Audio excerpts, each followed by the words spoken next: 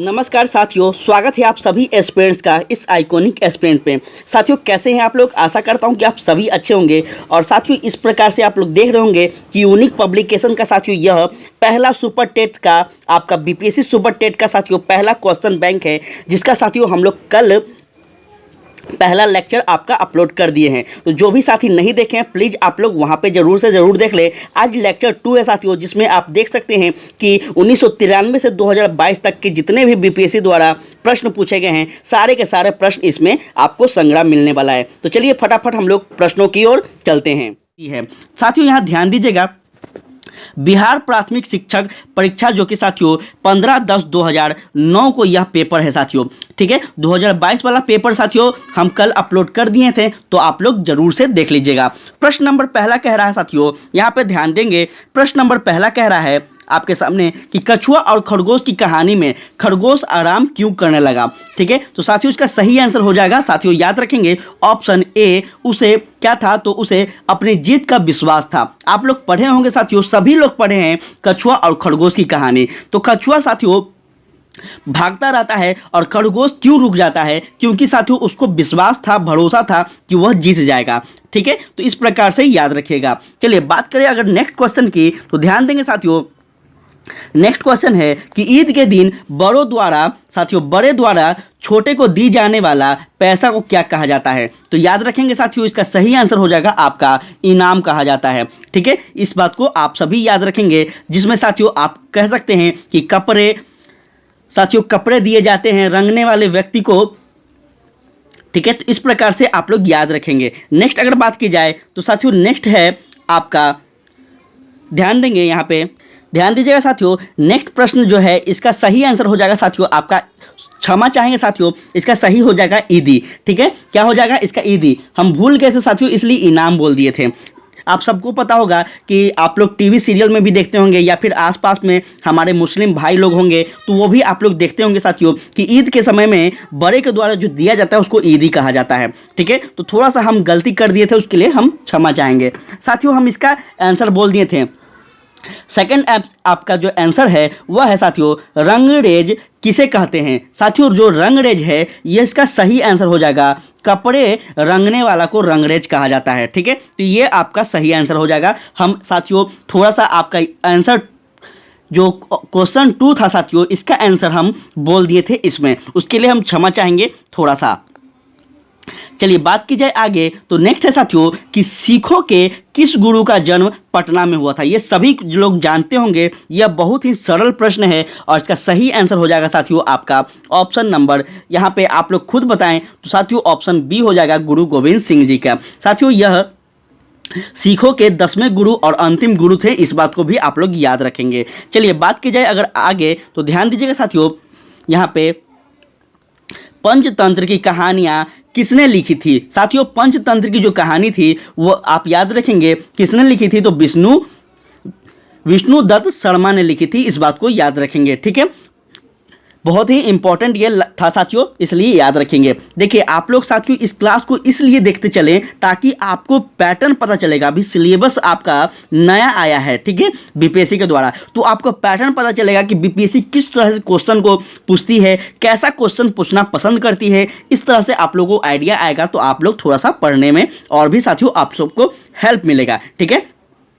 चलिए नेक्स्ट अगर क्वेश्चन की बात की जाए तो कहता है कि घोड़े की गर्दन के लंबे लंबे मुलायम बालों को क्या कहते हैं। इंपॉर्टेंट है और इसका सही आंसर हो जाएगा आपका ऑप्शन नंबर साथियों ए, आयल, ठीक है। आयल कहा जाता है, याद रखेंगे। घोड़े के गर्दन के लंबे लंबे जो मुलायम बाल होते हैं उसको आयल कहते हैं। नेक्स्ट अगर बात की जाए तो ध्यान देंगे, निम्नलिखित में से कौन सा शब्द सूरज, बहुत इंपॉर्टेंट है, सूरज का पर्यायवाची नहीं है बोल रहा है। तो याद रखेंगे इसका सही आंसर हो जाएगा आपका राकेश जो है यह क्या है, तो सूरज का पर्यायवाची नहीं है। दिनकर है साथियों सूरज का पर्यायवाची, रवि भी सूरज को कहा जाता है और दिनेश भी कहा जाता है, दिवाकर भी कहा जाता है, ठीक है। तो इस प्रकार से आप लोग याद रखेंगे। नेक्स्ट अगर बात की जाए तो कहता है बाछे लिखना से क्या तात्पर्य है। बहुत इंपॉर्टेंट है साथियों, इस प्रकार से आपको फंसाया जाएगा। आज आप लोग अगर देखे होंगे तो बीपीएससी का साथियों आपका 68 मेंस का पेपर चल रहा है, जिसमें आज निबंध पेपर 1 था, ठीक है।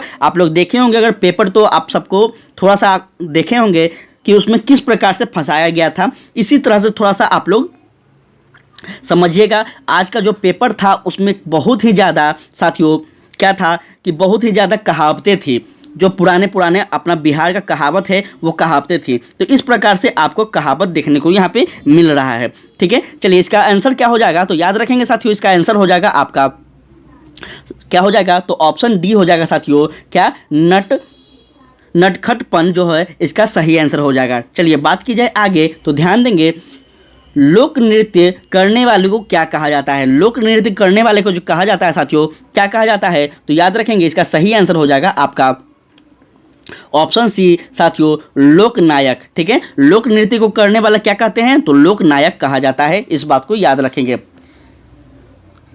या फिर साथियों इसको लोक नर्तक भी कह सकते हैं। ठीक है, तो आप बीपीएससी अगर द्वारा पूछा जाए तो याद रखेंगे बीपीएससी का सही आंसर लोक नर्तक मांगा गया है। तो आप लोग लोक नर्तक को ही टिक लगाइएगा अगर ऐसा क्वेश्चन देखने को मिले तो। नेक्स्ट अगर बात की जाए, खिला पिलाकर बैलों को ले करने चला खेत का काम, यह पंक्ति किसके लिए कही गई है, तो याद रखेंगे इसका सही आंसर हो जाएगा आपका किसान। ठीक है, इंपॉर्टेंट है, किसान इसका सही आंसर हो जाएगा। चलिए आगे देखें, नेक्स्ट प्रश्न है, ध्यान दीजिएगा साथियों, यहाँ पे बहुत इंपॉर्टेंट प्रश्न है।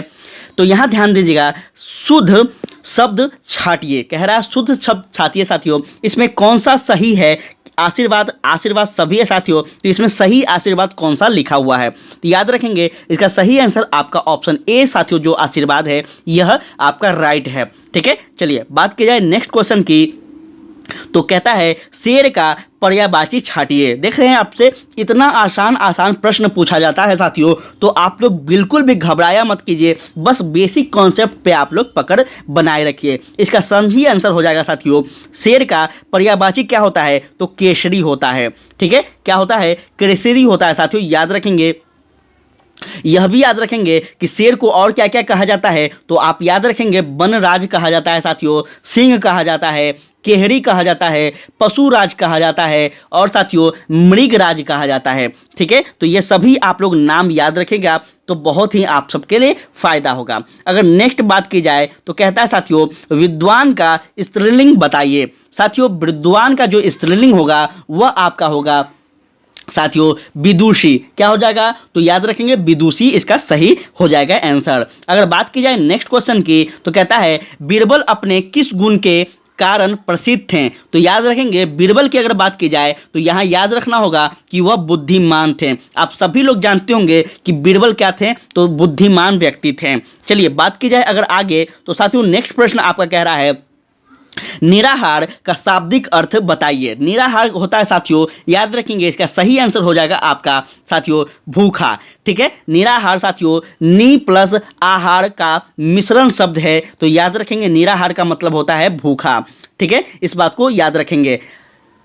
चलिए अगर आगे बात की जाए तो आगे ध्यान दीजिएगा साथियों, कहता है मीनू एक अच्छी लड़की है, मैं अच्छी क्या है। ठीक है, मीनू एक अच्छी लड़की है, मैं अच्छी क्या है, बहुत इंपॉर्टेंट है। इसका सही आंसर हो जाएगा आपका, ध्यान देंगे इसका सही होगा विशेषण। ठीक है, इसमें क्या पूछ रहा था, आप लोग विशेषण पढ़े होंगे, तो जैसे मानकर चलिए कि राम खेलता है, तो उसमें विशेषण क्या हो गया, तो खेल हो गया। उसी प्रकार से यहाँ से पूछा जा रहा साथियों आपसे कि अच्छी क्या था, तो अच्छी मीनू का अच्छी क्या था, तो विशेषता था। ठीक है, चलिए बात की जाए अगर आगे, तो कहता है कर्ता किसे कहते हैं। बहुत इंपॉर्टेंट है साथियों, याद रखेंगे कर्ता किसे कहते हैं, तो आपका हो जाएगा काम करने वाला। आप लोग पढ़े होंगे कर्ता ने कर्म से इस प्रकार से, तो साथियों कर्ता क्या होता है, काम करने वाला होता है। इस बात को आप सभी याद रखेंगे। नेक्स्ट अगर बात की जाए तो किसी शब्द से पहले लगने वाले को क्या कहते हैं, इंपॉर्टेंट है, और इसका सही आंसर हो जाएगा आपका, ध्यान दीजिएगा इसका सही आंसर हो जाएगा आपका उपसर्ग। ठीक है, याद रखिएगा शब्द का वह छोटा भाग साथियों, आप सभी को डिफिनेशन अगर याद होगा तो याद रखेंगे शब्द का वह छोटा भाग साथियों जो किसी मूल शब्द के पहले प्रयुक्त होकर उसे अर्थ में क्या करता हो, उत्पन्न करते हो, उसे उपसर्ग कहा जाता है। याद रखेंगे उप प्लस साथियों उप प्लस सर्ग जो है यह साथियों याद रखेंगे क्या बनाता है, सॉरी ग सर्ग जो है साथियों यह क्या बनाता है, तो उप अर्थात जुड़ने वाला और सर्ग का मतलब होता है साथियों अवयय होने वाला। ठीक है, तो इस प्रकार से चीज़ों को याद रखेंगे। और यहाँ पे आप सभी को हिंदी का क्वेश्चन देखकर पता चल रहा होगा साथियों कि हिंदी का लेवल ज़्यादा हाई नहीं होने वाला है। बस आप साथियों हिंदी ग्रामर, हिंदी व्याकरण पर अपना पकड़ बनाए रखिएगा। आप अपना इस बार बिहार में टीचर बन जाएंगे, 100% गारंटी है साथियों, और अपना योगदान अपने बिहार को देंगे। चलिए बात की जाए नेक्स्ट प्रश्न की, तो थोड़ा सा यहाँ पे आप लोग ध्यान दीजिएगा।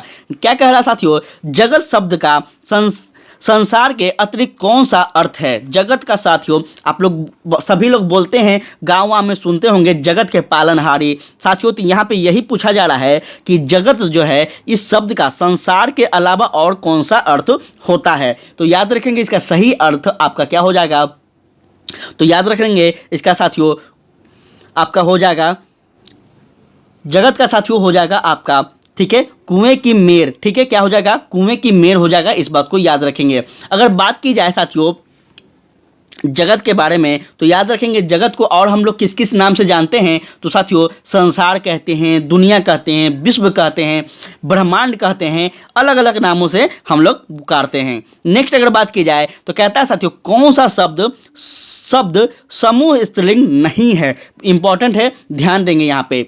ठीक है, इसका सही आंसर हो जाएगा आपका साथियों लोटा और पानी जो है साथियों यह क्या है, तो समूह स्त्रीलिंग नहीं है, याद रखिएगा। चलिए बात की जाए अगर आगे, तो ध्यान देंगे साथियों प्रश्न नंबर 21 जो है क्या कह रहा है कि कौवे ने पानी पीने के लिए घड़े में क्या डाला था। आप सब लोग पढ़े होंगे, देखिए किस प्रकार से आपका प्रश्न पूछा जा रहा है साथियों। आप लोग क्लास 1 के 2 के 3 के 4 के जब बच्चों को आप लोग शिक्षक बनकर पढ़ाएंगे तो आप सभी को यही सब कहानी पढ़ाना होगा साथियों, यही सब स्टोरी पढ़ाना होगा। तो इम्पोर्टेंट है, ध्यान दीजिएगा साथियों। कौवे ने साथियों घर में क्या डाला था, तो क्या डाला था, कंकर डाला था। क्या डाला था, कंकर डाला था साथियों, याद रखेंगे। सभी को इस बात को पता होगा इस बात के बारे में। नेक्स्ट अगर बात की जाए तो कहता है साथियों एक किरण से बदल गया जग, चिड़िया गाती चली गीत चली। इस गद्यांश में साथियों बदल गया जग का अर्थ क्या है, इंपॉर्टेंट है साथियों। तो इस प्रकार से आप सभी जो भी पढ़ें उस पर थोड़ा सा कमांड बनाइएगा। कब किस पोयम से, किस कविता से साथियों क्या पूछ देगा यह कहना मुश्किल है। इसका सही आंसर हो जाएगा आपका सूर्य उदय। ठीक है, इसका सही आंसर क्या हो जाएगा, सूर्य उदय हो जाएगा साथियों, याद रखेंगे।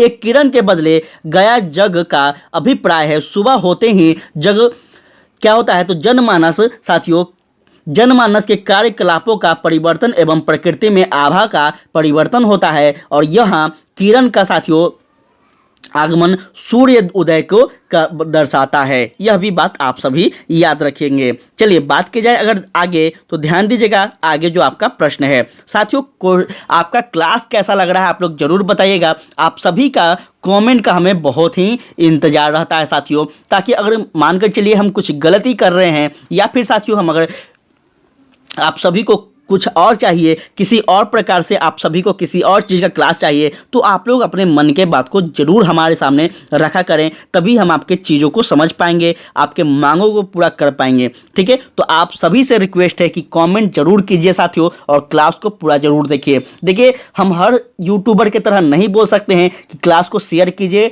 ये कीजिए, वो कीजिए ज़्यादा, लेकिन हम एक ही चीज़ बोलेंगे, दो चीज़ साथियों। पहला, आप क्लास को पूरा देखें तभी आप कुछ समझ पाएंगे। सबसे इंपॉर्टेंट बात, शुरुआत में कोई भी कुछ नहीं समझ पाता है तो क्लास को पूरा देखना जरूरी होता है। और दूसरा, अगर अच्छा लगे या फिर बुरा लगे तो बिना स्किप किए पहले आप अपने विचार को कमेंट के माध्यम से जरूर रख दें, ताकि हम उसमें परिवर्तन कर सकें। ठीक है, तो इस बात को साथियों याद रखेगा, आप कहीं ना कहीं थोड़ा सा मेरा हेल्प कर देंगे। ठीक है, चलिए बात की जाए अगर नेक्स्ट क्वेश्चन की, तो ध्यान दीजिएगा साथियों यहाँ पे आप लोग नेक्स्ट प्रश्न यहाँ पे ध्यान देंगे। कहता है साथियों श्रुति लेख से क्या तात्पर्य है। साथियों बहुत इंपॉर्टेंट है, आप सबको पता होगा श्रुति लेख क्या होते हैं। तो साथियों इसका सही आंसर हो जाएगा आपका सुनकर लिखना जो है इसे श्रुति लेख कहा जाता है।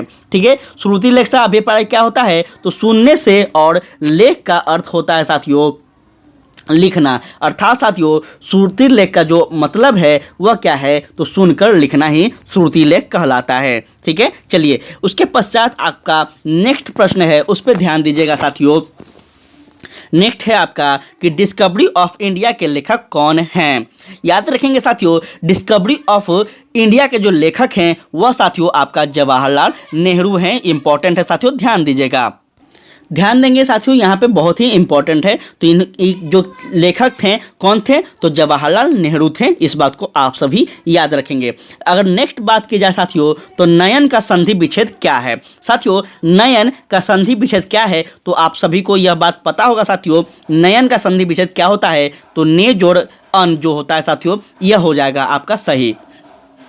ठीक है, इस बात को आप लोग याद रखेंगे। अगर बात की जाए साथियों नेक्स्ट प्रश्न की, तो याद रखेंगे साथियों नेक्स्ट प्रश्न जो है आपका वह है बरसात में बोई जाने वाली जो फसल है, जैसे धान, मक्का साथियों इत्यादि, जो निम्नलिखित में से कौन सी फसल है साथियों। क्या वह खरीफ फसल है, रबी फसल है, कौन सा फसल है। आप सबको पता होगा साथियों, भारत में दो प्रकार की फसलें होती हैं, रबी फसल और खरीफ फसल। तो इसमें से कौन सा फसल है आप लोग बताइए साथियों। इसका सही आंसर हो जाएगा आपका खरीफ फसल है।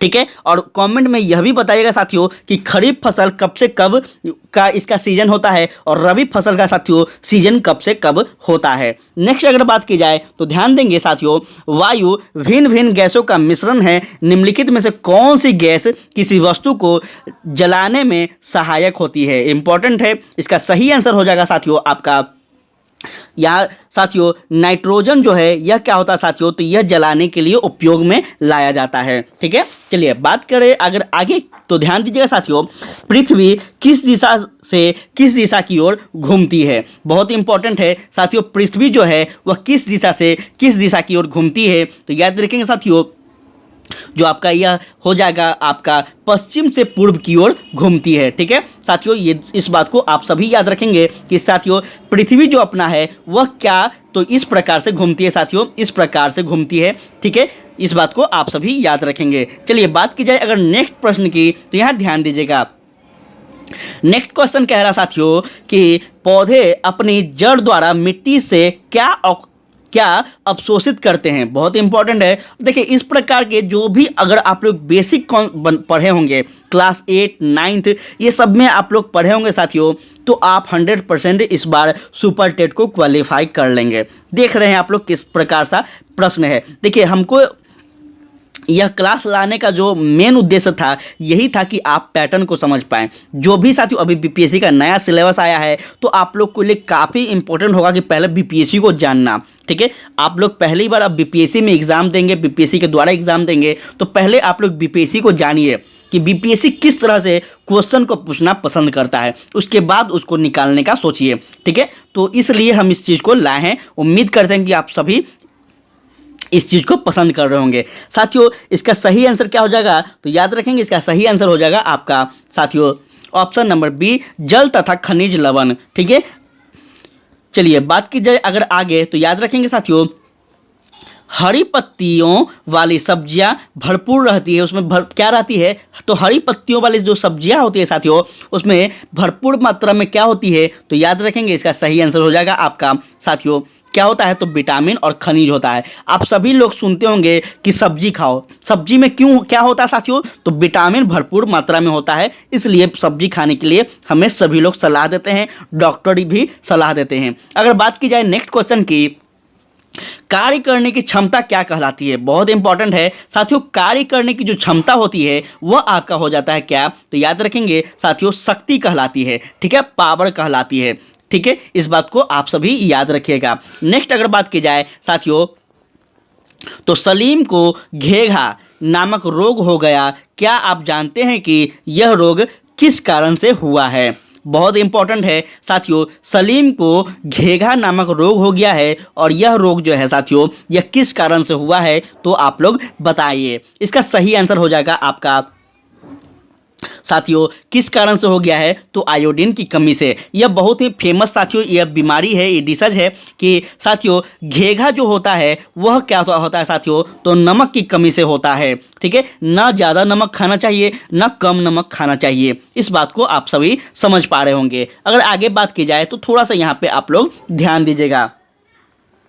ठीक है, यहाँ पे थोड़ा सा आप सभी ध्यान दीजिएगा साथियों कि तापमान को किस इकाई से मापा जाता है। साथियों तापमान को किस इकाई से मापा जाता है? तो इसका सही आंसर याद रखेंगे साथियों, डिग्री सेंटीग्रेड से नापा जाता है। ठीक है, किससे मापा जाता है? डिग्री सेंटीग्रेड से नापा जाता है साथियों। इस बात को आप सभी याद रखेंगे। ठीक है, चलिए अगर बात की जाए नेक्स्ट प्रश्न की तो यहां ध्यान देंगे साथियों कि बिहार का शोक नाम से किस नदी को जाना जाता है? यह बहुत ही आसान प्रश्न है और यह प्रश्न का जवाब कौन नहीं दे पाएगा? साथियों इसका सही आंसर हो जाएगा आपका कोसी नदी। साथियों कोसी नदी को बिहार का शोक कहा जाता है। यह सभी को पता होगा साथियों कि यह जब भी आता है तो क्या करता है? यह तूफान ही लेकर आता है, बर्बादी लेकर ही आता है, खासकर साथियों उत्तर भारत, उत्तर बिहार की ओर। ठीक है, तो इंपॉर्टेंट था, याद रखिएगा। बात की जाए आगे तो याद रखेंगे साथियों, प्रकाश संश्लेषण की प्रक्रिया में हरे पेड़ पौधे डैश गैस लेते हैं और डैश गैस छोड़ते हैं। साथियों यह प्रश्न आप सब बताइए, इसका सही आंसर क्या होगा? याद रखेंगे साथियों, क्या करती है? तो कार्बन डाइऑक्साइड साथियों क्या करती है? अंदर लेती है और ऑक्सीजन को छोड़ती है। इसका सही आंसर क्या हो जाएगा? तो आपका ऑप्शन डी सही हो जाएगा। ठीक है, चलिए आगे अगर बात की जाए तो ध्यान दीजिएगा, आगे का आपका प्रश्न कह रहा है कि यदि शुद्ध पानी को गर्म किया जाए तो वह कितने तापमान पर उबलता है? इंपॉर्टेंट है, इसका सही आंसर हो जाएगा आपका साथियों 100 डिग्री सेल्सियस पर क्या होता है? वह उबलता है। इस बात को आप सभी लोग याद रखेंगे। ठीक है, चलिए अगर बात की जाए नेक्स्ट प्रश्न की तो कहता है साथियों, प्रकाश को सूर्य से पृथ्वी तक आने में कितने मिनट लगते हैं? यह बहुत ही फेमस प्रश्न है और बहुत ही बेहतर प्रश्न भी है, बहुत पुराना प्रश्न भी है। इसका सही आंसर हो जाएगा आपका साथियों ऑप्शन नंबर बी 8 मिनट। साथियों 8.3 मिनट जो है, इसको याद रखिएगा कि साथियों प्रकाश को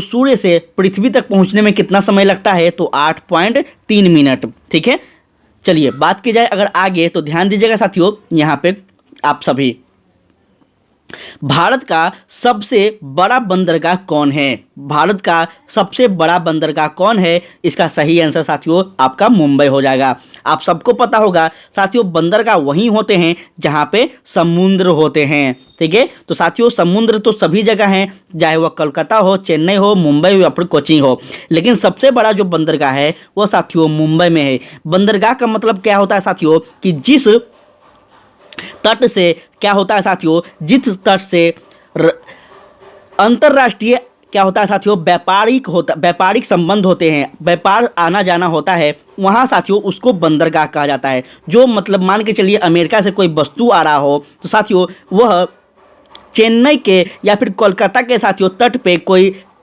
कोठी बनाया हुआ हो और उस कोठी में उस वस्तु को रखा जाता हो। ठीक है, तो उस क्षेत्र को क्या कहेंगे? उस जगह को क्या कहेंगे? बंदरगाह कहेंगे। ठीक है, हम ऐसे इसका और भी आप लोग समझ सकते हैं, लेकिन हम आसान शब्द में आपको समझाने का प्रयास कर रहे हैं, बस और कुछ नहीं।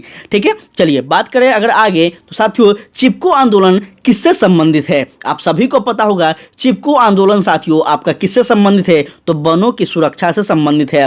ठीक है, याद रखिएगा, आपसे पूछा जाएगा कि चिपको आंदोलन का नेतृत्व किसने किया था? तो याद रखेंगे सुंदरलाल बहुगुणा के द्वारा इसका नेतृत्व किया गया था वनों की कटाई के रोक के लिए साथियों। चलिए बात की जाए अगर आगे तो कहता है निम्नलिखित में से कौन सा पेट्रोलियम का उत्पाद नहीं है? याद रखिएगा, निम्नलिखित में से कौन सा पेट्रोलियम का उत्पाद नहीं है? इसका राइट आंसर हो जाएगा आपका साथियों सरसों का जो तेल है यह पेट्रोलियम के संबंध से तो है ही नहीं। अर्थात साथियों अगर आपको इस प्रकार से क्वेश्चन मिलेगा तो आप ऐसे ऐसे क्वेश्चन बिना पढ़े भी सही कर सकते हैं, क्योंकि पेट्रोलियम यहाँ पे साफ साफ सिद्ध कर रहा है और सरसों जो है साथियों यह अलग इसका संबंध है। बात की जाए अगर आगे तो ध्यान दीजिएगा, भारत का मानक समय किस देशांतर से तय होता है। साथियों आप सभी लोग को पता होना चाहिए कि देशांतर क्या होते हैं, अक्षांशीय रेखा क्या होती है, ये सभी आप सबको पता होना चाहिए। ठीक है, तभी आप भी बेहतर ढंग से यहाँ समझ पाएंगे। तो साथियों भारत का जो मानक समय है वह किस देशांतर से तय होता है, तो याद रखिएगा इसका सही आंसर हो जाएगा आपका साथियों क्या हो जाएगा, ऑप्शन बी 42 डिग्री। साथियों 42.5 डिग्री जो है वह पूर्वी देशांतर से तय होता है। ठीक है, अगर हम समझाना चाहें तो थोड़ा सा आपका हम शॉर्ट में समझाना चाहेंगे साथियों। ठीक है, कि देशांतर जो है साथियों और आपका अक्षांशीय जो क्षेत्र है यह पूरे विश्व को क्या करता है साथियों, तो काल्पनिक रेखा में क्या करता है, विभाजित करता है। इस प्रकार से जो साथियों काल्पनिक रेखा है, आप मैप देखेंगे वर्ल्ड मैप तो इस प्रकार से आपको काल्पनिक रेखा दिखेगा। यह जो है यह अक्षांशीय रेखा है। ठीक है, और इस प्रकार से जो आपको रेखाएं दिखेगी साथियों इसी को देशांतर रेखा कहते हैं। ठीक है, तो इस बात को आप सभी याद रखेंगे। यह पूरे वर्ल्ड में जितने भी साथियों अलग अलग जो देश हैं इस प्रकार से इस रेखाओं के अंतर्गत क्या है, तो विभाजन किया गया है। ठीक है, तो इस चीज को हम उम्मीद करते हैं कि आसान शब्दों में समझा पा रहे होंगे। अगर बात की जाए आगे तो ध्यान दीजिएगा साथियों, बिहार राज्य में प्रमंडलों की संख्या कितनी है। इसका सही आंसर हो जाएगा आपका 9 प्रमंडल है साथियों, आप सबको पता होगा। ठीक है, 9 प्रमंडल है साथियों वर्तमान में। और अविभाजित बिहार में साथियों प्रमंडलों की संख्या अगर पूछा जाए, जब साथियों बिहार का विभाजन नहीं हुआ था उस समय अगर प्रमंडल की संख्या पूछा जाए तो यह भी याद रखेंगे कि 13 प्रमंडल उस समय था। ठीक है, चलिए बात की जाए अगर आगे तो यहाँ पे थोड़ा सा आप लोग ध्यान दीजिएगा साथियों। चलिए 43 प्रश्न पे हम पहुंच गए हैं। आप लोग थोड़ा सा साथियों कमेंट कर बताइएगा कि इसमें से आपने कितना आंसर सही कर पाया है। ठीक है, और साथियों क्लास कैसा लग रहा है आप लोग जरूर बताइएगा, आप सबसे रिक्वेस्ट है। कहता है दीन इलाही की स्थापना किसने की थी, इंपॉर्टेंट है। इसका सही आंसर हो जाएगा आपका अकबर। ठीक है साथियों, दीन इलाही का जो साथियों स्थापना किया गया था अकबर के द्वारा किया गया था। कब किया गया था तो यह भी याद रखेंगे 1582 ईस्वी में किया गया था साथियों। ठीक है, और इसमें सीधे धर्मों के मूल तत्वों को क्या किया गया था, तो प्रकाश डाला गया था, जिसमें प्रमुख हिंदू साथियों मुस्लिम धर्म की थी भारत के। इस चीज़ को याद रखेंगे, इंपॉर्टेंट है। चलिए अगर बात की जाए साथियों आगे तो थोड़ा सा आप सभी ध्यान दीजिएगा 44 प्रश्न पे। ठीक है, यहाँ पे थोड़ा सा आप लोग ध्यान देंगे। कहता है भारत के प्रथम राष्ट्रपति कौन थे। अब बताइए क्या यह आंसर हमें बताने की जरूरत है, आप लोग नहीं बता पाएंगे, बिल्कुल बता पाएंगे साथियों। भारत के जो प्रथम जो आपका राष्ट्रपति थे वह कौन थे साथियों, तो आपका डॉक्टर राजेंद्र प्रसाद थे। ठीक है, यह कब इनका शासनकाल कब से कब था साथियों, तो याद रखेंगे 1950 से साथियों 1950 से याद रखेंगे 1962 तक यह क्या रहते हैं, तो साथियों भारत के राष्ट्रपति रहते हैं। ठीक है, जैन धर्म के वास्तविक संस्थापक कौन थे साथियों, जैन धर्म के वास्तविक संस्थापक आपका याद रखेंगे साथियों महावीर स्वामी थे। इस बात को याद रखेंगे, बहुत इंपॉर्टेंट है साथियों। और यह महावीर स्वामी साथियों जैन धर्म के 24वें व अंतिम तीर्थंकर थे, यह भी आप सभी याद रखेंगे। ठीक है, बहुत ही इंपॉर्टेंट है। और यह भी याद रखेंगे साथियों कि अगर पूछा जाए कि जैन धर्म के प्रथम जो मतलब जैन धर्म के संस्थापक कौन थे, तो यह याद रखेंगे ऋषभ देव जो थे साथियों, यह थे संस्थापक। ठीक है, चलिए उसके पश्चात अगर बात की जाए तो ध्यान देंगे साथियों। कहता है सम्राट अशोक की राजधानी का नाम क्या था। आप सबको यह बात पता होना चाहिए साथियों कि सम्राट अशोक की जो राजधानी थी वह आपका पाटलिपुत्र था। ठीक है, मौर्य सम्राट अशोक की जो राजधानी थी साथियों पाटलिपुत्र था, याद रखेंगे। भारत का राष्ट्रीय पशु कौन है, याद रखेंगे। यह सब प्रश्न आपको मुझे नहीं लगता कि बताने का जरूरत होगा, फिर भी बता देते हैं। इसका सही आंसर साथियों याद रखेंगे साथियों, इसका सही आंसर हो जाएगा आपका, ठीक है, क्या हो जाएगा साथियों, तो पशु बाघ इसका सही आंसर हो जाएगा। ठीक है, ऑप्शन नंबर डी है जो सही इसका हो जाएगा। चलिए बात की जाए अगर नेक्स्ट प्रश्न की तो थोड़ा सा आप सभी यहाँ पे ध्यान दीजिएगा। नेक्स्ट प्रश्न कह रहा है साथियों बिहार राज्य में गंगा नदी पर सबसे लंबा सड़क सेतु कौन सा है? साथियों सबसे लंबा सड़क सेतु की बात की जा रही है तो आप सबको पता होगा कि महात्मा गांधी सेतु जो पुल है साथियों, ये सबसे लंबा है। इसकी लंबाई अगर बात की जाए तो साथियों 5,575 मीटर है। ठीक है, आप सभी कभी नाप लीजिएगा अगर मौका मिले तो। ठीक है, इसको याद रखिएगा। अगर बात की जाए आगे तो ध्यान दीजिएगा, आगे जो है साथियों यह बिहार से संबंधित सब प्रश्न है, तो आप लोग कोशिश कीजिएगा कि बिहार के भी साथियों जितना भी बिहार का आपका प्रश्न है आप लोग उसको कर लें। हम जल्द ही साथियों आपका बिहार स्पेशल का क्लास लेकर आ रहे हैं, जिसमें पूरा बिहार का, संपूर्ण बिहार का आपका ऑब्जेक्टिव क्लास करवाएंगे साथियों, तथ्यों के साथ। ठीक है, तो आप लोग बस आप इस चैनल पे बने रहिए, यही हम बार बार कहते रहेंगे। बिहार राज्य में साथियों कितने जिले हैं? तो आप सबको पता होगा कि 38 जिले हैं साथियों। पहले आपका जब झारखंड विभाजन हुआ था साथियों तो उसमें 37 जिला था, तो नया जिला जो कौन बना है तो यह अरवल जिला बना है, तब 38वां जिला हुआ है। चलिए बात की जाए अगर आगे तो साथियों कहता है कलिंग युद्ध से संबंधित निम्नलिखित में से कौन है? आप सबको पता होगा कलिंग युद्ध साथियों अशोक द्वारा लड़ा गया था, इस बात को आप सभी को पता होना चाहिए साथियों।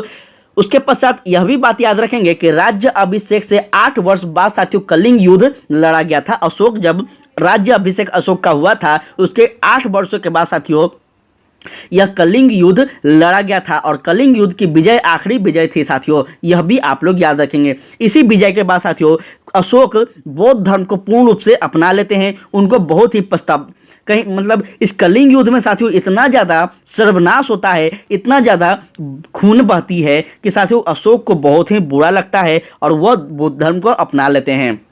तो ये सब बातें आप लोग याद रखिएगा, इंपॉर्टेंट थोड़ा सा है। अगर बात की जाए आगे तो साथियों अब आपका रीजनिंग का प्रश्न आ रहा है, तो यहाँ पे साथियों आपको बनाकर क्या होगा, बनाना होगा। ठीक है, तो हम फटाफट आपको आंसर बताते चलेंगे, आप लोग थोड़ा सा स्लाइड करते चलिएगा। चलिए साथियों 51 का सही आंसर हो जाएगा आपका ऑप्शन साथियों बी, याद रखिएगा। ठीक है, 51 का सही। देखिए हम ये जो मैथ और रीजनिंग का जो प्रश्न है ये आपको बिना बनाए नहीं आएगा साथियों, इस चीज़ को याद रखिएगा। इसलिए हम आपको यहाँ पे कुछ भी झूठ मूठ का बोलना पसंद नहीं करते हैं, आपको फटाफट बताते चलेंगे और आप लोग सही करते चलिएगा, अपना घर पे बैठकर चेक करते रहिएगा। ठीक है, क्योंकि बनाएंगे तभी ये आपको आएगा। बात की जाए साथियों एक 52 का तो इसका सही आंसर हो जाएगा साथियों ऑप्शन ए। 53 का अगर बात की जाए तो इसका साथियों आपका ऑप्शन हो जाएगा डी। ठीक है, 54 का अगर बात की जाए साथियों तो इसका सही आंसर हो जाएगा आपका सी। 55 का अगर बात की जाए तो इसका सही आंसर हो जाएगा साथियों आपका सी। 56 का अगर बात की जाए तो इसका सही आंसर हो जाएगा आपका साथियों सी। ठीक है, 57 का अगर बात की जाए तो इसका सही आंसर हो जाएगा साथियों, यहाँ ध्यान दीजिएगा, इसका सही आंसर हो जाएगा साथियों आपका बी। 58 का अगर बात की जाए तो इसका सही आंसर हो जाएगा साथियों आपका बी। 59 का साथियों अगर बात की जाए तो इसका सही आंसर हो जाएगा आपका डी। ठीक है, उसके बाद साथियों आप याद रखेंगे 60 अगर बात की जाए साथियों 60 का तो इसका सही आंसर हो जाएगा आपका ए। अगर 61 की अगर बात की जाए साथियों तो इसका सही आंसर हो जाएगा आपका डी। 62 की अगर बात की जाए तो साथियों इसका सही आंसर हो जाएगा आपका सी। ठीक है, और 63 का आपका बात किया जाए साथियों तो इसका सही आंसर हो जाएगा आपका डी। 64 की अगर बात की जाए साथियों तो इसका सही आंसर हो जाएगा आपका साथियों, इसका सही आंसर हो जाएगा आपका सी, सही हो जाएगा साथियों इसका सही आंसर। ठीक है, ये सभी आप लोग बनाकर ट्राई कीजिएगा तो आपको बहुत ही अच्छे ढंग से। देखिए अब त्रिभुज के 3 कोनों का योग निकालिए, तो यहाँ पे आपको ए बी सी बता रहे हैं तो आप सबको भी अच्छा नहीं लग रहा होगा, इसलिए यह जो क्वेश्चन है साथियों इसको क्या करना है, अभ्यास बनाकर, थ्योरी बेस्ड क्वेश्चन है तो इसको फॉर्मूला पे जब आप बनाइएगा तभी आपको समझ में आएगा। चलिए बात की जाए अगर 66 की तो साथियों इसका सही आंसर हो जाएगा आपका बी। ठीक है, इसका सही आंसर होगा बी। 67 का साथियों ए हो जाएगा। 68 का साथियों आपका यहाँ पे ध्यान दीजिएगा, 68 का आपका हो जाएगा साथियों सी, और 69 का हो जाएगा साथियों आपका सी। ठीक है, तो इस प्रकार से आप लोग याद रखेंगे। 70 का अगर बात की जाए साथियों तो इसका हो जाएगा आपका डी। ठीक है, 71 साथियों अब यहाँ पे ध्यान दीजिएगा, अब आपका आता है साथियों, तो यहाँ पे अब आप लोग ध्यान दीजिए, कहता है साथियों, एक उत्तीर्ण छात्र के प्रति आपका व्यवहार होना चाहिए। अब आपका लॉजिकल प्रश्न यहाँ पे आ रहा है साथियों, जनरल अवेयरनेस का क्वेश्चन पूछा जा रहा है। अब आप लोग अपने तर्क शक्ति का प्रयोग कीजिएगा यहाँ पे। तो साथियों कह रहा है, एक उत्तीर्ण छात्र के प्रति आपका व्यवहार होना चाहिए। कैसा? तो याद रखेंगे साथियों, अभिप्रेरित करने वाला। क्या होना चाहिए? अभिप्रेरित करने वाला। याद रखेंगे इस बात को कि शिक्षा छात्र में साथियों, शिक्षा शास्त्र में एक शिक्षक का कार्य काफी सम्माननीय एवं जिम्मेदारी पूर्ण होती है। और यह भी बात याद रखेंगे साथियों कि शिक्षक अपने बालकों में क्या करता है, तो उत्पन्न शैक्षणिक क्षमताओं की खोज कर उसके निवारण के लिए जिम्मेदार भी होता है। इसलिए ऑप्शन इसका सी आंसर सही हो जाएगा। ठीक है, बात की जाए अगर आगे, तो साथियों किस विधि से छात्र प्रभावित अधिगम करते हैं, इसका सही आंसर हो जाएगा आपका साथियों ऑप्शन सी, स्वयं करके। ठीक है, क्या करते हैं साथियों? स्वयं करके। क्या होता है, तो विद्यार्थी में स्वतंत्र रूप से सहज ढंग से साथियों काम करने की भावना होती है। इस बात को याद रखेंगे। ठीक है, तो ज़्यादा आपको समझ में आएगा। अगर बात की जाए नेक्स्ट क्वेश्चन की, तो कहता है प्राथमिक स्तर पर शिक्षा का माध्यम क्या होना चाहिए। आप लोग भी अपना उद्देश्य को बताइएगा, अपना साथियों तर्क को बताइएगा, क्योंकि आप भी प्राथमिक शिक्षक बनने वाले हैं। तो आप लोग बताइएगा। इसका सही आंसर हो जाएगा साथियों आपका ऑप्शन, यहाँ पे ध्यान दीजिएगा, इसका सही आंसर हो जाएगा आपका साथियों ऑप्शन डी, मातृभाषा।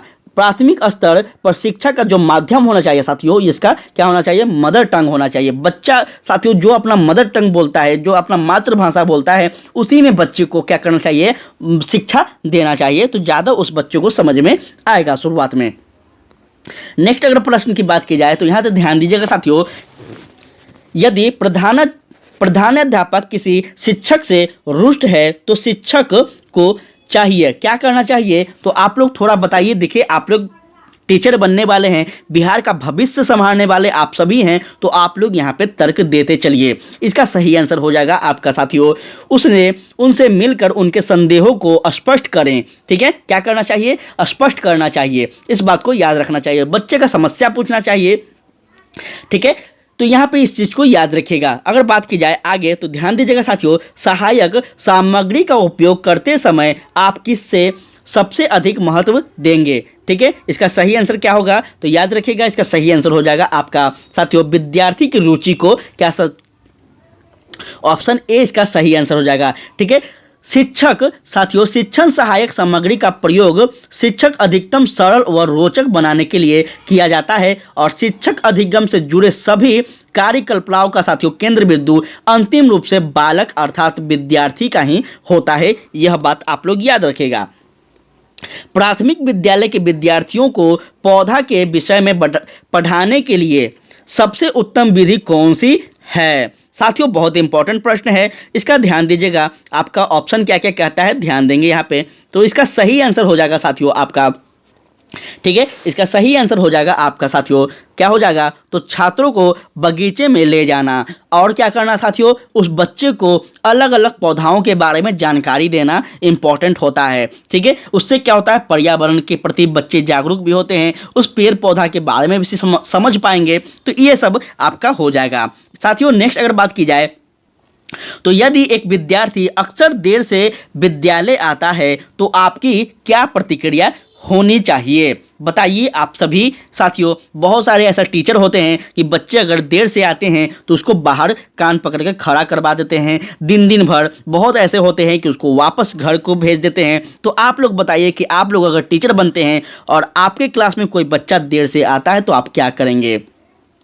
इसका सही आंसर हो जाएगा साथियों आपका, ठीक है, क्या हो जाएगा, उसके देर से आने के कारण को जानकर क्या करना चाहिए, निर्णय करना चाहिए। पहले ही निर्णय नहीं लेना चाहिए, उसका कारण क्या था उसको जानना चाहिए। हो सकता है वो बच्चा किसी कारण, कोई मजबूरी के कारण वो देर से आता हो, कहीं दूर से आ रहा हो, यह भी कारण होगा। तो कारण सबसे पहले जानना चाहिए। ठीक है, अगर बात की जाए आगे साथियों, यदि एक विद्यार्थी किसी अध्यापक के लिए अभद्र भाषा का प्रयोग करता है तो आप क्या करेंगे? देखिए, अब आपका यहाँ पेशेंस का चेकअप किया जा रहा है। ठीक है, यही होता है साथियों एक बेहतर टीचर का एग्जाम।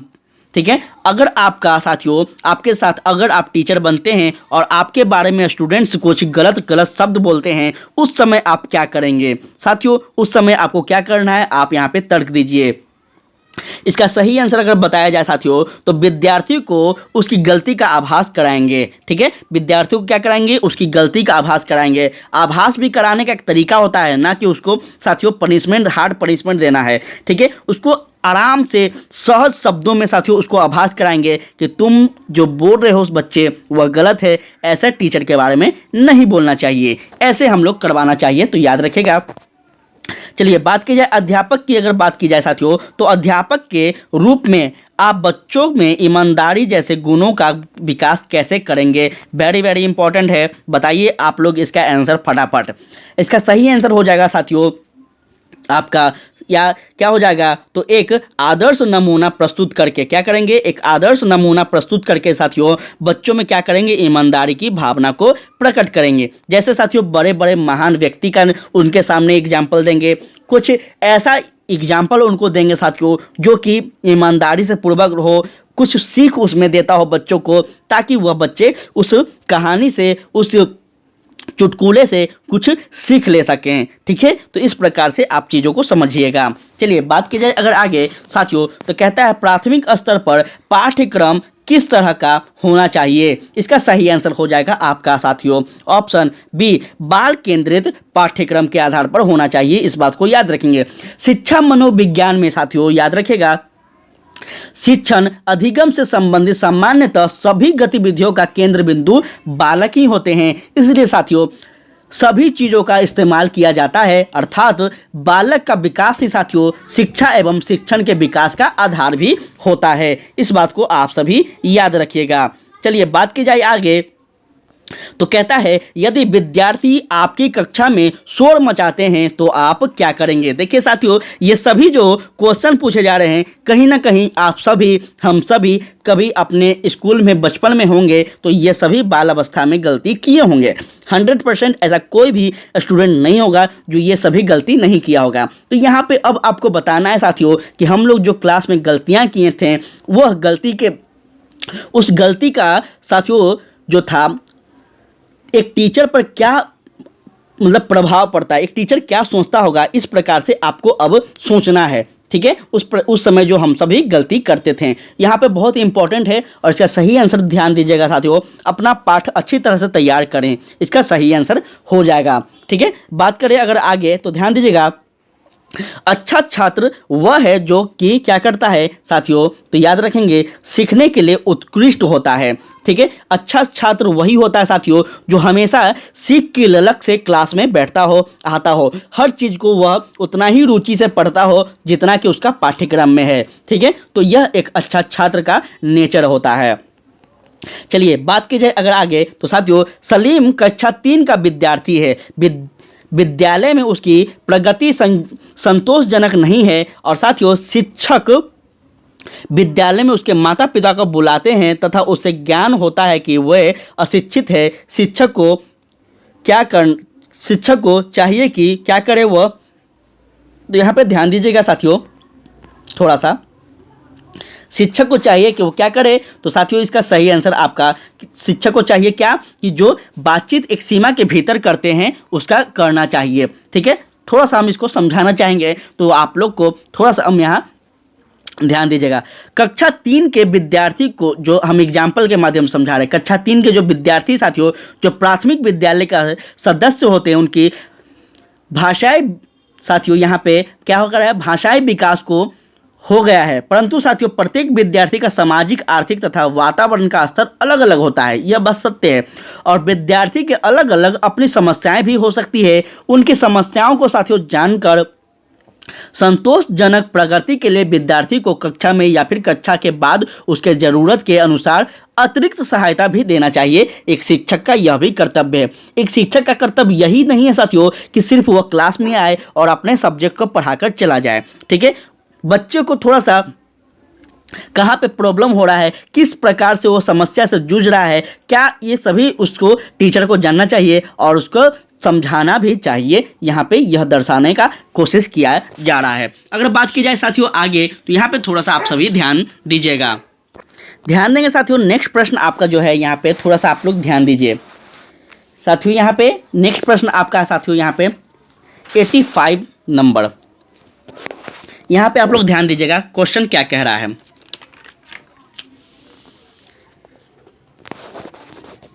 साथियों 81 मिनट साथियों, थोड़ा सा आप लोग वेट कीजिएगा।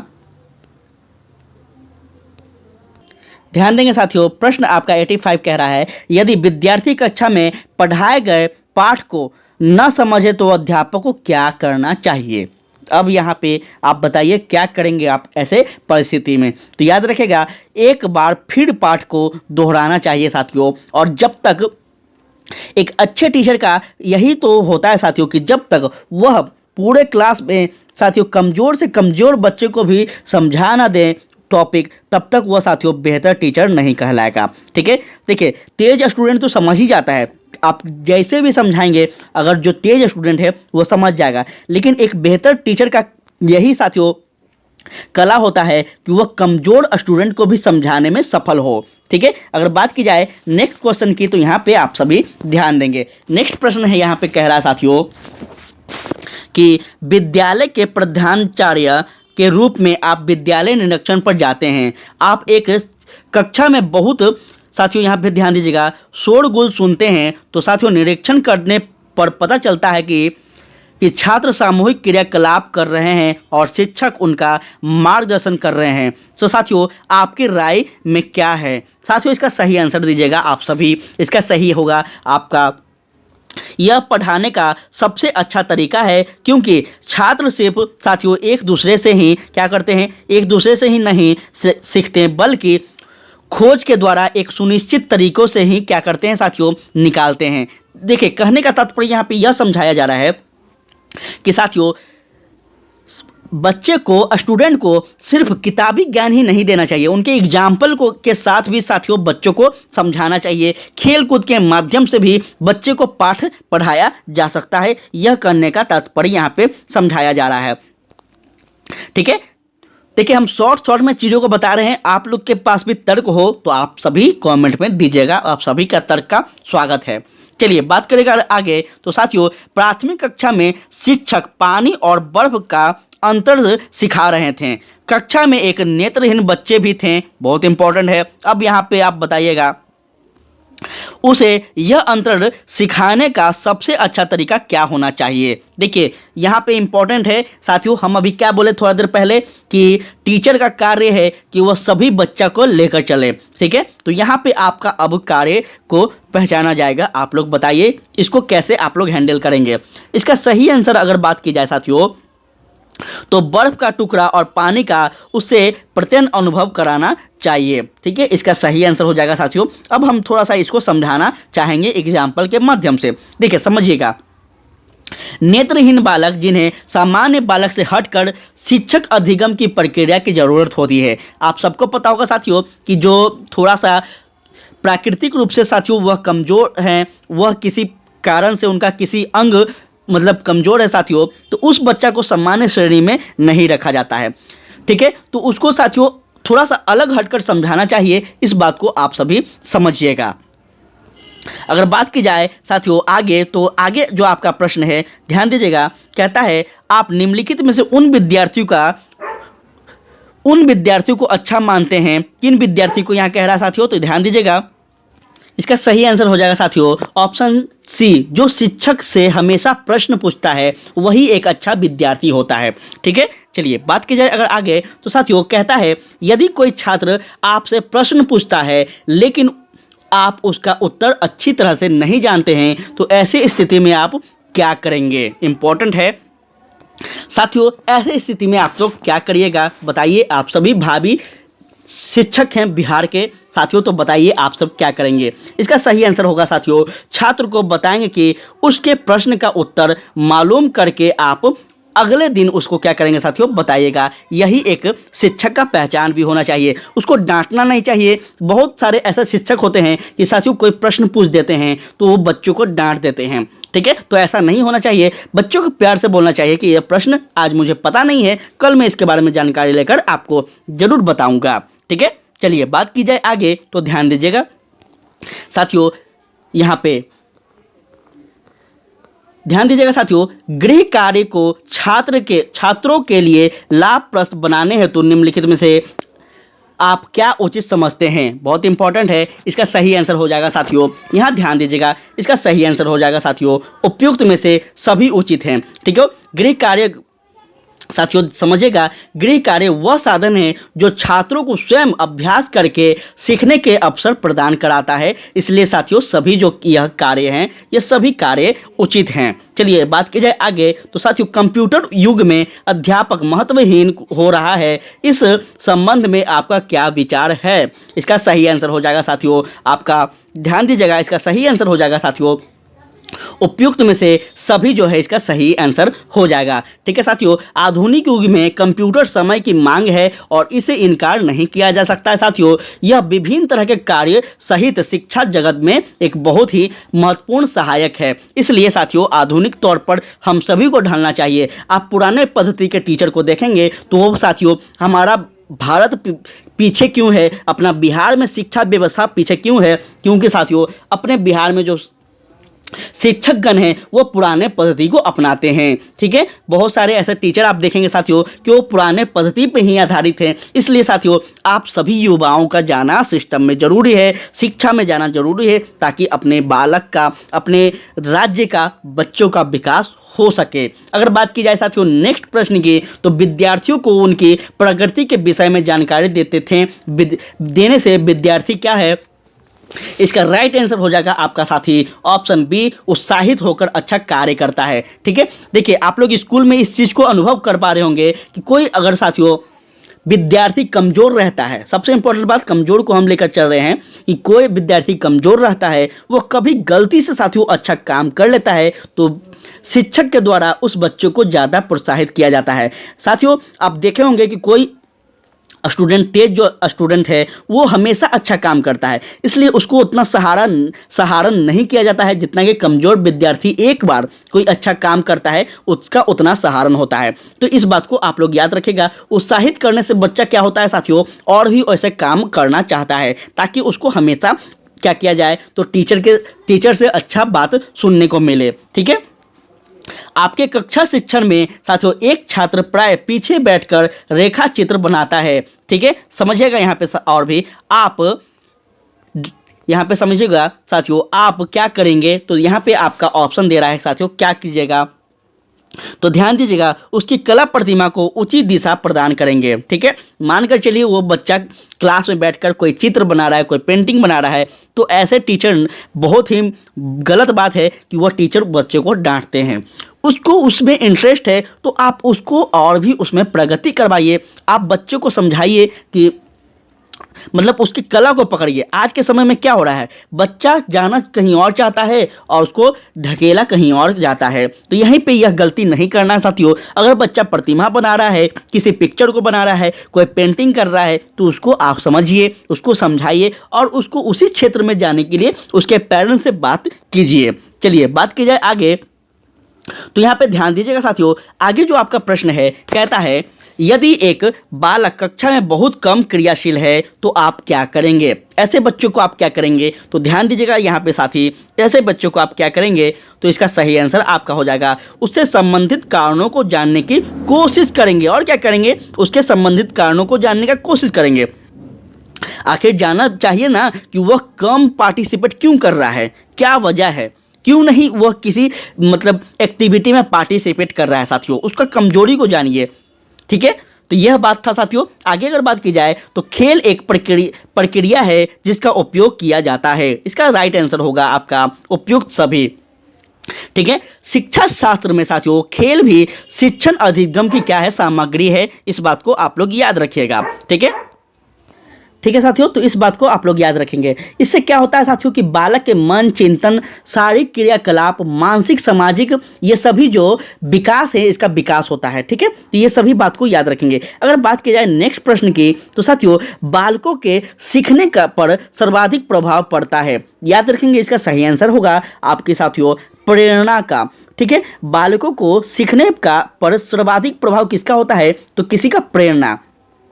ठीक है, किसी को प्रेरणा आप एग्जाम्पल के माध्यम से दीजिए। ठीक है, इस बात को आप समझिएगा। अगर बात की जाए साथियों कि ज्ञानात्मक उद्देश्य का संबंध है, तो याद रखिएगा इसका सही राइट आंसर हो जाएगा आपका साथियों मस्तिष्क से। ठीक है, याद रखिएगा हृदय का संबंध चिंतन से है साथियों, मन के संवेग से है, इस बात को आप सभी याद रखेंगे। और बातों का संवेग साथियों भाषीय कला कौशल के विकास से है। ठीक है, यह सभी याद रखेगा। और हाथों का संबंध की अगर बात की जाए साथियों, तो क्रियाशीलता और शारीरिक विकास से साथियों मस्तिष्क का संबंध है, यह भी आप लोग याद रखिएगा।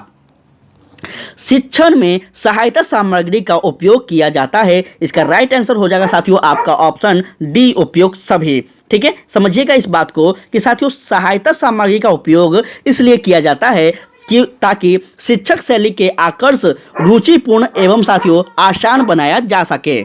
साथियों आपका यह लास्ट प्रश्न है, ध्यान दीजिएगा, भारतीय संविधान के किस अनुच्छेद में शिक्षा को मौलिक अधिकार बताया गया है। साथियों यह कल भी हम आपको प्रश्न बताए थे, यह बहुत ही इंपॉर्टेंट प्रश्न है, इसका राइट आंसर हो जाएगा साथियों संविधान के, भारतीय संविधान के 21 अ में इसका उल्लेख किया गया है। ठीक है, भारतीय संविधान के साथियों 21 अ में कहा गया है साथियों, इस बात को याद रखेंगे। ध्यान रखिएगा साथियों कि इसको भारतीय संविधान में कब जोड़ा गया था, तो याद रखिएगा 2002 में साथियों क्या किया गया था, 46वें संविधान संशोधन में साथियों इस अनुच्छेद को जोड़ा गया था। इसमें साथियों याद रखेंगे इस संशोधन के माध्यम से साथियों 6 से 14 वर्ष के बच्चों को क्या किया गया था, अधिकार दिया गया था, तो इसलिए आपका ऑप्शन सी सही हो जाएगा। साथियों यहाँ पे आपका आंसर भी दिया गया है, तो इसका आप लोग आंसर को मिलान कर लीजिएगा सारे को। ठीक है, और इसका पीडीएफ आप सभी को टेलीग्राम चैनल पर मिल जाएगा, तो साथियों लिंक डिस्क्रिप्शन में दिया गया है, आप सब टेलीग्राम जरूर से जरूर ज्वाइन कर लें साथियों। वहाँ पे आपके सिलेबस से, आपके एग्जाम से जुड़ा हुआ हर चीज़ आपको वहाँ पे मिलता रहेगा, और टाइम टू टाइम आप हमसे संपर्क में भी रहेंगे साथियों। तो क्लास कैसा लगा आप लोग जरूर से जरूर बताइएगा साथियों। अगर अच्छा लगा हो तो शेयर जरूर कीजिएगा, और कमेंट तो 100% प्लीज़ कीजिएगा, अच्छा लगे या फिर बुरा लगे। ठीक है, तो आज के लिए इतना ही साथियों। जय हिंद, जय भारत, जय बिहार।